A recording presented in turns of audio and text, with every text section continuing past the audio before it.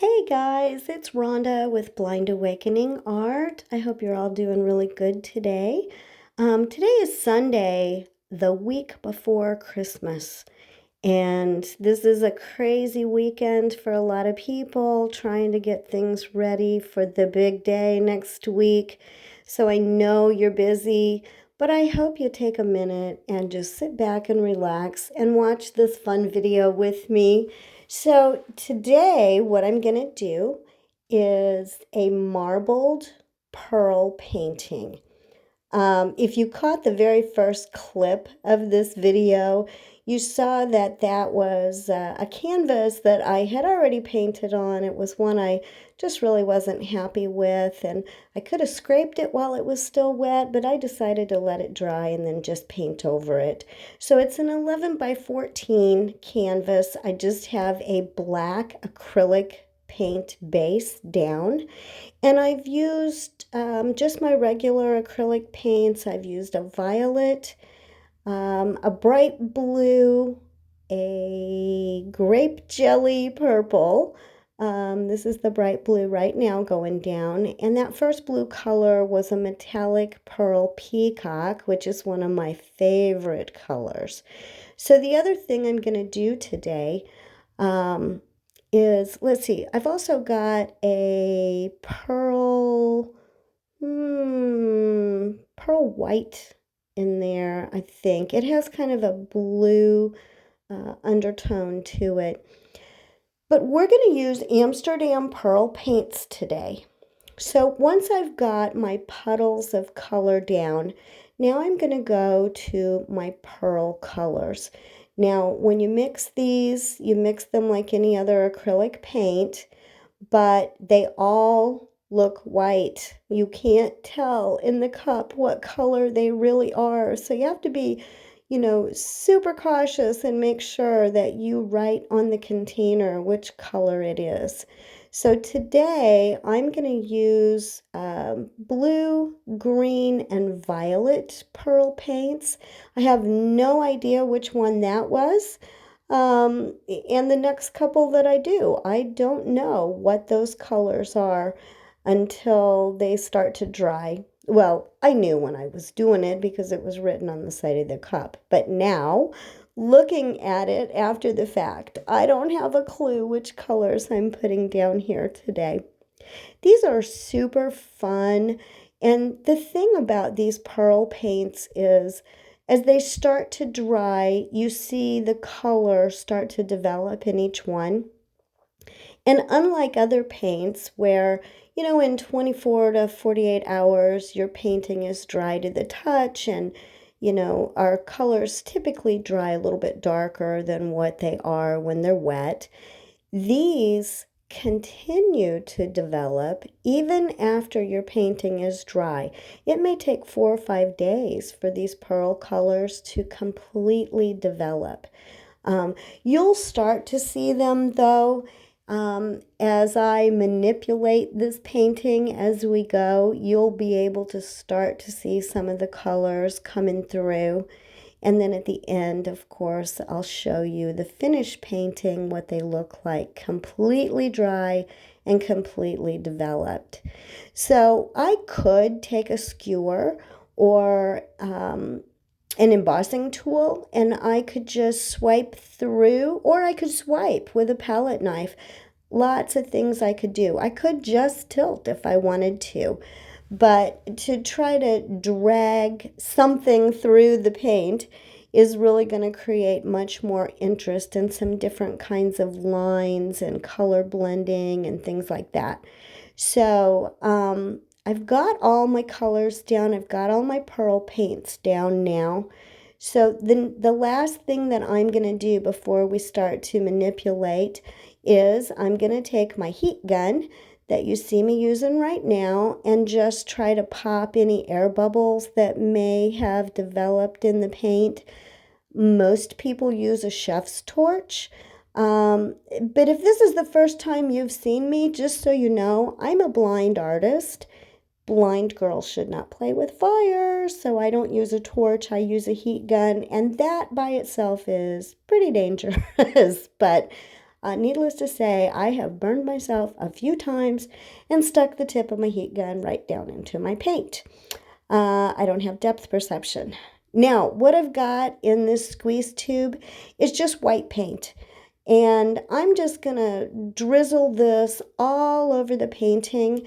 And the reason for doing that is I'm just going to create some contrast by doing that between the colors. So just going to give it a good drizzle. There we go. Now, here's how I'm going to manipulate this. I'm going to use a marble. You know, just the kind of marble that many of us played with as kids, or maybe our kids played with. Just a marble, just an average size. I think that's a cat eye marble is what we used to call those. So I'm just going to set this right here, kind of in this corner.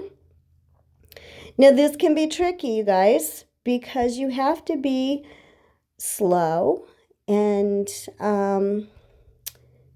a little bit cautious with this, because that sucker can just get to rolling and it'll be off your canvas before you know it. So for me in particular, this is hard, but I can see contrast and I can see movement. So as this marble is rolling through and I'm tilting it, trying to create different patterns, different designs, there are certain places where I can't really see the marble if there's not enough contrast once it gets kind of covered in the paint. But what I'm doing is I'm just trying to roll it through some of these large blobs of paint just to kind of break them up, create some interest, some unique lines and patterns in the painting. And I'm not really too worried about getting all the way too close to the corners, because after we're done with the marble, I'm going to tilt this, and so most of what's down near the corners and the edges is just going to tilt off anyway. This is fun. I mean, this is so much fun, you guys. It's just a different kind of a technique. It kind of breaks up the boredom a little bit, just a little something different to do. So I'm just going to keep swirling around here, trying to break up those larger puddles of paint and get my design the way that I like it. And whoops, here we go. I'm still going. You don't want to do too much of this, because if you do, you just kind of muddy your paint up. And this is pretty thin paint. So, you know, the thinner the paint, the easier it is to just make mud out of it. So we have to be a little bit cautious here. I'm just tilting. Okay, there we go. We just rolled the marble right off. Now I'm going to start to tilt. And I just want to make sure that I get all my corners covered. And you can watch here to see, you know, what pieces and parts do you like? Which ones do you not care about losing? You know, and you just have to kind of take it slow and manipulate the paint on the canvas as you tilt, trying to keep the pieces that you like. Don't worry too much, you know, if something falls off, if you get it right to the edge and something's starting to fall off, then you can kind of quickly tilt back the other direction and try to save some of that. The other thing you can do is, if you're tilting to a corner, you can kind of cup your hand in the corner to help stop the paint. And if your paint is not moving the way you want it to, just take a little bit more of your base paint and add it around the edges there, just to kind of help your paint flow. Now, I didn't have to do that with this particular painting, but sometimes I do. So I'm sorry you can't see that shot.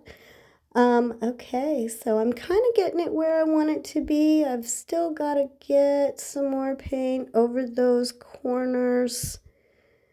Sometimes you can kind of tap that black, that base paint with your finger too. And that kind of helps the paint flow a little bit. But again, I didn't really have to do that. I just needed to tilt. So we're just about there, you guys. This is, again, just such a fun technique. I hope you try it at home and just see and you don't have to use the pearl paints. You can do this marble technique with any of your acrylic paintings. And you can kind of start to see where some of those pearl paints are starting to develop up here in the top left. I think I used a yellow pearl paint in there too. I see something that looks kind of yellow, but I can see some of the blue and some of the purple, some of the green all starting to develop in there. They're just, they're kind of magical, because you really don't know what your painting is going to look like. When you're finished with it, it's going to take 3, 4, 5 days before you really know what it's going to look like. We are getting pretty close to the end here. There we have it. I think we're done. Oh, no, we're not. Coming in and doing the voiceover after the fact sometimes it catches me off guard because I don't remember. This painting was done several months ago. So, and I've got it inside my puppy pool, my big old messy puppy pool with my spinner table inside.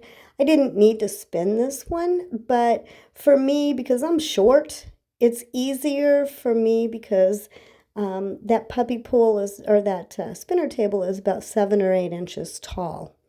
So that helps raise it up, and I don't have to bend over quite so much with my paintings when I use the spinner inside the puppy pool. And it keeps my mess confined all to one place and not spread all over. So there we have it. Here comes the finished product. There you go. You guys, thanks so much for watching, and let's paint a world filled with beauty, love, and hope.